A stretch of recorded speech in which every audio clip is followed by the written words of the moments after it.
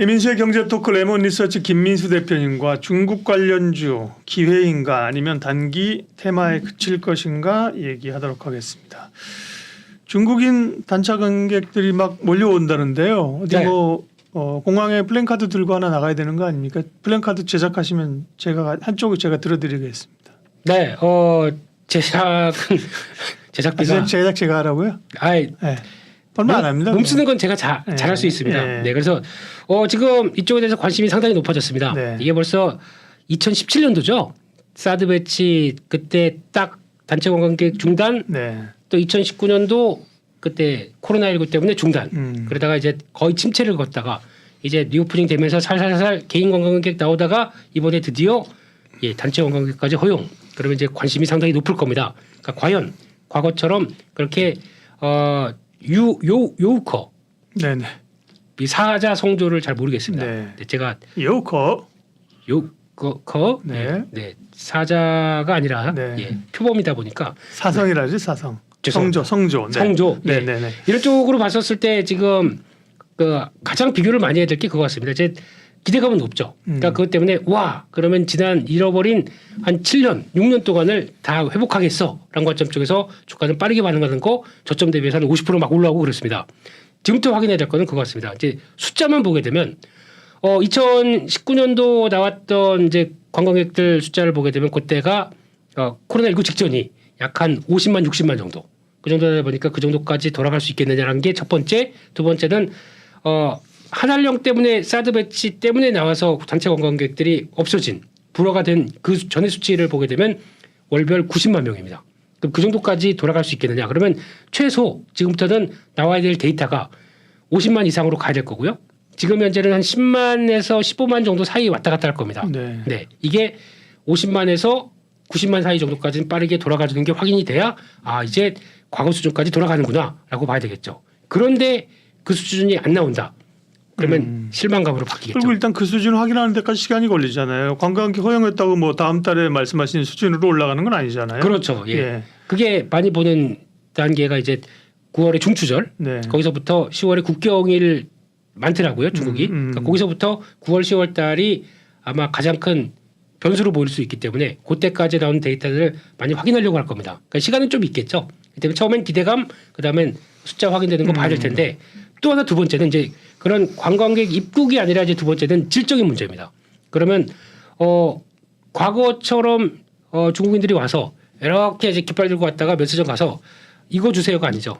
담어. 여기서부터 여기까지 담아주세요. 다 주세요. 이런 소비력을 보여줄 수 있겠느냐. 지금 이제 부동산이 타격을 받다 보니까 중국의 소비력들이 그만큼 갈 수 있겠느냐. 하지만 그중에서도 부자들의 소비력은 더 늘었다고 합니다. 지금 데이터들은. 그리고 거기다가 그 사이에 나왔던 중국도 마찬가지로 이런 역병을 겪다 보니까 코로나19 같은 역병을 겪다 보니까 가장 많이 했던 거는 중국인들은 자금을 집안에 두고 그리고 계속 쌓아놓는데 다음에 또 이런 일이 발생하게 되면 나는 밖으로 거의 뭐 거린 생활을 하겠구나 싶다 보니까 많이 쌓아뒀다고 하더라고요. 그게 이제 본격적으로 풀리는 계기가 될 거냐. 이거는 이제 좀 지켜봐야 되겠지만 그런 쪽에 따라서 또 소비력에 따라서 다를 수가 있습니다. 또 하나 문제는 그렇더라고요. 지금 리오프닝이 중국에서도 시행되고 한 4월 달 이후부터 나온 변화를 보게 되면 해외로 많이 안 나갑니다. 지금 가장 선호하는 여행지라고 하는 태국, 일본 같은 경우도 과거에 나왔던 수준의 한 40% 정도밖에 안 된다고 하더라고요. 그 코로나19 전에. 그래서 지금 한 10명 중 6명은 중국인들이 관광을 한다고 하더라도 내수 관광을 더 선호한다고 합니다. 그러니까 즉 자기네 국내에서 노는 거죠. 사실 중국 안에서 갈 때 많죠. 네.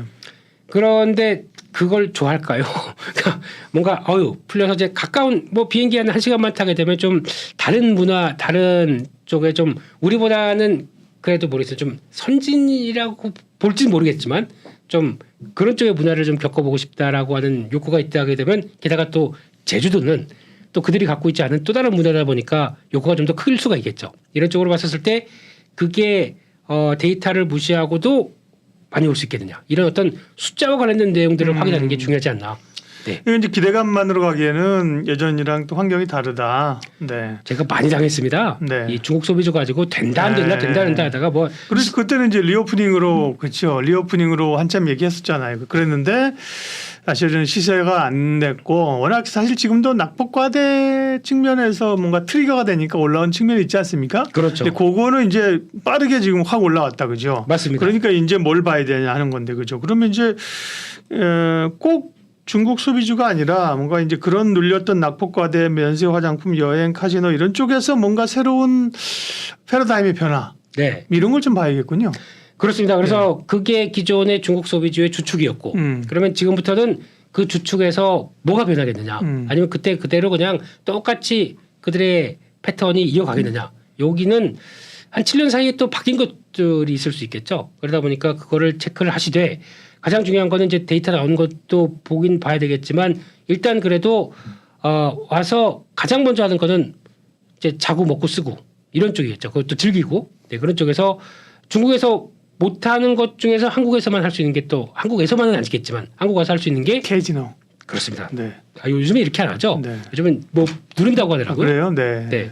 옛날에는 뭐 땡긴다고 그러죠. 예전에는 빠찡코 개념은 네. 이거였지 않습니까? 네. 네. 근데 모릅니다. 네. 안 가봐서 모릅니다. 아니, 예. 강원랜드 안 가보셨어요? 강원랜드 안 가봤습니다. 아, 네. 이거 기업 한번 가셔야죠. 강원랜드 물론 GKL 파라다이스는 못 가셔도 강원랜드 한번 가셔야죠. 이제 제 인생의 위험 자산은 주식으로 충분합니다. 네. 네. 그래서 그런 쪽으로 왔었을 때 나올 수 있는 그 생각을 해봤을 때는 아마 카지노 쪽은 당연히 네. 수혜가 될 것이다라고 볼 수 있는 부분들이고 네. 면세점도 이제 구매력에 따라서 확인은 해봐야 되겠지만은 이쪽도 만약에 그런 어떤 과거에 나왔던 수준보다가 그때 과거 같은 경우 이제 면세점들이 좀 고육지책으로 나왔던 것 중에 하나가 다이공이라고 그러죠. 왔었을 때 얼만큼 우리한테 와서 물건을 사가게 되면 얼만큼 또 비용을 지원해 주는 게 있다 보니까 네. 그게 지금은 많이 사라졌죠. 그럼 자체적으로 와서 면세점에서 물건을 구매했었을 때는 그런 어떤 비용들이 없다 보니까 레버리지는 훨씬 커질 수가 있겠죠. 그런 게 효과가 나와서 면세점들이 변화가 나올지 아니면 면세점 쪽은 중국의 하이난 면세점이라고 대거 그 사이 한 과거 한 2, 3년 동안에 네, 많이 생겼다면서요. 키운 네. 게 있습니다. 네. 근데 좀 차이가 다른 게 우리는 해외 여행 체류 기간 동안에만 면세를 할 수 있는데 네. 이들은 키우려고 갔다 와서 일주일 동안도 어떤 이벤트 기간은 한 달도 됐다고 하더라고요. 그 면세를 살 수 있다고 하게 되면 이게 과연 경쟁력이 한국 쪽에 있겠느냐 이것도 한번 생각해봐야 되겠죠. 그래서 그런 것도 아마 하나의 또 체크해야 될 요인 중에 하나일 거고 그리고 또 하나 보게 되면은 이제 아까 카지노 얘기를 잠깐 드렸지만 카지노가 그래도 그냥 서울에 있는 카지노보다는 나는 제주도에 가고 싶어. 제주도 너무 가고 싶었어. 근데 제주도에 외국인 전용 카지노가 딱 생겼죠. 롯데관광개발. 그렇습니다. 네. 그런 종목 그런 기업 같은 경우도 오히려 더 수혜를 좀 그러니까 외국인들 입도객과 함께 같이 비교를 해봐야 될 숫자이기 때문에 그게 확인된다라고 하게 되면 네. 적어도 거기 갈 확률이 더 높겠죠. 그러다 보니까 그의 숫자에 따라서 같이 반응할 거는 그런 것도 한번 보시는 게 맞겠다 생각이 들고 있고요. 그 밖에 또 생각할 게 그런 건 있겠죠. 어차피 우리나라 왔다가 쓴 금액 가지고 세금을 돌려받습니다. 네, 그러니까 면세, 텍스 프리. 텍스 프리, 네. 예. 글로벌 텍스 프리 네. 이런 회사들도 가장 큰 수혜는 직접적으로 받을 수가 있겠죠. 네. 중국인들이 안 들어와도 이번 2분기 실적 보니까 정상화 되기 시작합니다. 그럼 플러스 알파가 더 되겠죠. 그렇기 때문에 그런 것도 체크를 해보고 그러니까 즉 실질적인 수혜가 뭐가 되겠느냐라는 관점 쪽에서 바라보는 게 더 중요할 것 같고 또 아까 한국에 와서만 독특적인 경험을 해서 뭔가 얻어간다라고 했었을 때 아 이게 너무 좋았어. 다음에도 그를 통해서 한번 와야지 하고 되었을 때는 그런 것도 있지 않을까요? 엔터사 방문. 내가 좋아하는 오빠 엔터사 방문 이런 프로그램이 있나요? 네. 나올 수가 있겠죠. 네. 혹시나 네. 그렇게 되면 그게 또 거기 가서 구매하는 게 또 중국인 스타일로 굿즈 여기서부터 여기까지 다 주세요. 이렇게 나오게 되면 굿즈 영업이익률이 공연을 한국에 와서 좀 볼 수 그럴 있으면 수도 올 있고요. 텐데 네. 근데 뭐 한국에서 공연해도 티켓 구하기가 어렵고 이러니까 그죠?